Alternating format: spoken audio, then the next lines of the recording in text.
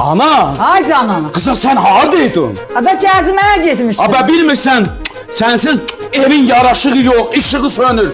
Kıza benim ürəyimi partlatmak istənsən, ha? Yeğenim bala lazım idi getdim de lazımlı yedim. Aynen kurbanım, gedəndə bir adama deyərlər, bir yerdə gedək, bir yerdə gələk. Ürəyim partlayır, deyirəm, bu arvad hardaydı? İndi sen olmasın, ben necə düzəcəm kıza? Başıma dönüm. Ne? Ay canım. Ha? Nanamdı. Kim senin nandı kıza? Nanam. Senin nanındı, benim de anamdı. Sen anamdı, ben de nanam. Kıza sen yok idin, benim anam idi. Ben birinci var idim, sen yok idin. Kıza harda sen var idin, ben var idim, sen var idin. Ben var idim. Kıza sen Allah kes benim, benim anamdı. Benim de. Ada mən Rüqayənin nənəsiyəm, Ana be, ha? Sənin də nənimlə, onun da nənəsiyəm. Sen benim anam idin, Ha, ana, ben sen gedirəm.